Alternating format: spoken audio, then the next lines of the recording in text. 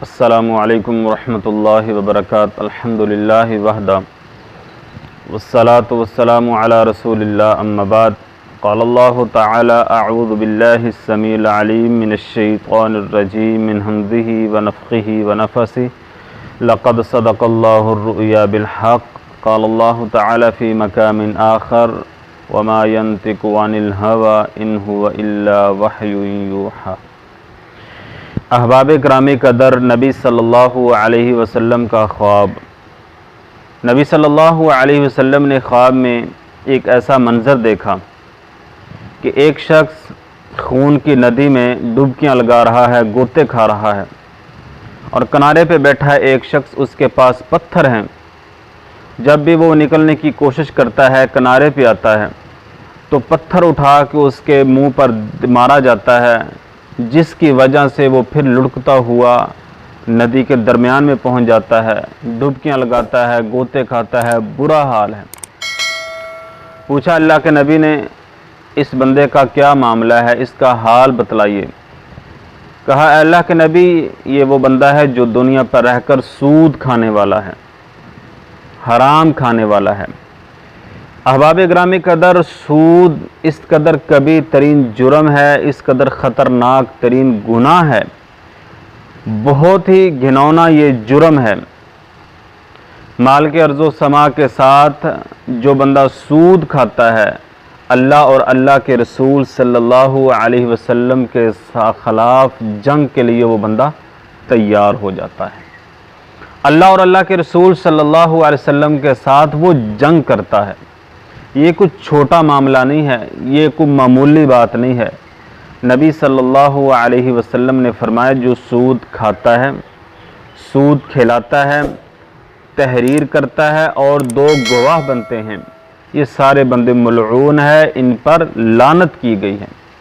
منشی، clerk, bank manager, یہ سارے اس میں شامل ہیں۔ اور سود، نبی صلی اللہ علیہ وسلم نے اپنی نبوت والی زبان سے اس بات کا اعلان کیا ہے کہ سود کے 70 درجے ہیں، سب سے نچلا اور گھٹیا ترین جو درجہ ہے وہ ایسے ہے جیسے وہ اپنی سکی ماں کے ساتھ نکاح کرتا ہے۔ اللہ اکبر۔ احباب گرامی قدر، سوچئے، غور کیجئے، توجہ کیجئے کہ جو 70 درجے ہیں، سب سے نچلا اور کم ترین درجہ ہے وہ ماں کے ساتھ نکاح کرنا ہے، تو سوچئے جو پہلے 69 درجے ہیں وہ کس قدر سنگین ترین درجے ہیں۔ سود لکھنے والا، سود پر دو گواہ بننے والے، سود کھانے والا، سود کھلانے والا، یہ سارے بندے برابر کے شریک ہیں۔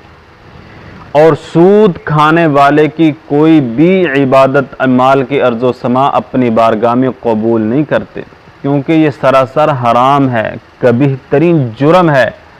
سودی بندہ کبھی بھی دنیا پر سکون کی، چین کی زندگی بسر نہیں کر سکتا، کیونکہ اس کی نہ نماز قبول ہے، نہ روزہ قبول ہے، نہ حج قبول ہے، نہ صدقہ خیرات قبول ہے، نہ دیگر کوئی بھی عبادت قبول نہیں ہے۔ حرام کھانے کی عبادت قبول ہی نہیں ہے، کیونکہ مال کے عرض و سما نے حلال طیب کھانے کا حکم دیا ہے، جس طرح پیغمبروں کو حکم دیا، یا ایھا الرسل کلوا من طیبات واعملوا صالحا، اے پیغمبروں کی جماعت، اے رسولوں کی جماعت، پاکیزہ کھاؤ، طیب کھاؤ، واعملوا صالحا، پھر نیک اعمال کرو۔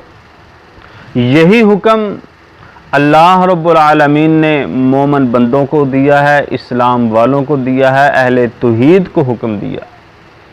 اور جو حرام کھاتا ہے، چاہے وہ بیت اللہ کا طواف بھی کر لے، بیت اللہ کے چکر بھی لگا لے، زمزم کا پانی بھی پی لے، دنیا پر بڑی بڑی دفاعی عامہ کی بلڈنگیں تیار کرے، ہسپتال بنا دے، کنویں کھدوا دے، نلکے لگوا دے، صدقہ خیرات کرتا رہے، اگر اس کا پیسہ حرام کا ہے، اس کی رزق حرام کا ہے، یہ ساری چیز اس کی حرام کا سارا بزنس ہے، تو دنیا پر جتنے بڑے بڑے نیک اعمال کرتا رہے، اللہ کو ایسے اعمال کی کوئی ضرورت نہیں ہے، کیونکہ سود سراسر یہ گھاٹا ہے، یہ سراسر دھوکہ ہے، اور جو حلال ہے، طیب ہے، اس میں اللہ رب العالمین نے برکتیں بہت زیادہ رکھی ہیں۔ مثال کے طور پر یہ آپ نے کتے دیکھے ہوں گے جو ایک وقت میں کتیا تقریباً 12 سے 14 بچے جنم دیتی ہے، وہ جلدی ٹائم سے پہلے بھی وہ اپنے بچوں کو جنم دے دیتی ہے، لیکن ایک وقت میں 12 14 بچے دیتے ہیں۔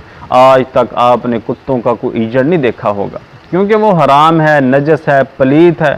وہ اتنے بچے دینے کے باوجود، جبکہ نہ ان کو ذبح کیا جاتا ہے، نہ وہ کسی کام کے آتے ہیں، پھر بھی وہ کم ترین ہے اتنے بچے دینے کے باوجود۔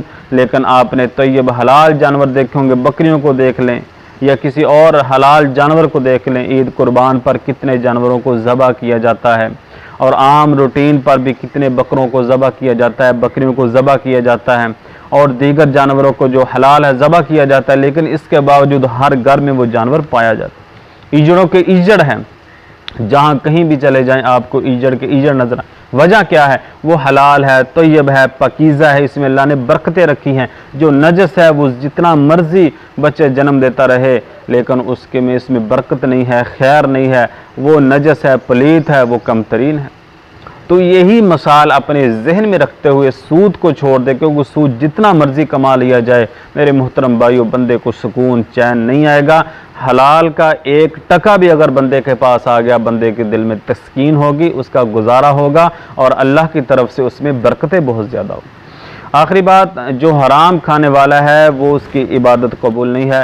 نبی صلی اللہ علیہ وسلم نے ایک شخص کا ذکر کیا، یطیل السفر، جو لمبا سفر کر کے آتا ہے، یمد یدیہ الی السماء، وہ دونوں ہاتھ آسمان کی طرف بلند کر لیتا ہے، یا ربی یا ربی یا ربی، اپنے رب کو آوازیں دیتا ہے، اللہ کے سامنے اہو بکا کرتا ہے، آواز آتی ہے، ملبسہ حرام ومطعمہ حرام ومشربہ حرام وغذی بالحرام، تیرا کھانا حرام کا ہے، پینا حرام کا ہے، پہننا حرام کا ہے، وغذی اس کا جسم حرام کے لقمے سے پلا ہوا ہے، اس کا پیٹ حرام کے لقمے سے بھرا ہوا ہے، فَأَنَّا يُسْتَجَابُ لِذَلِكَ، بتلاؤ اس کی دعا کیسے قبول ہوگی۔ احباب گرامی قدر، نبی علیہ السلام نے اپنے خواب میں ایسے شخص کا منظر دیکھا جو قیامت تک وہ اس ندی میں ڈبکیاں لگاتا رہے گا، غوطے کھاتا رہے گا، اس کے چہرے پر پتھر مارے جائیں گے۔ اس کا قصور یہ ہے کہ وہ سود کھانے والا ہے، حرام کھانے والا ہے، اور سود کو پروموٹ کرنے والا ہے۔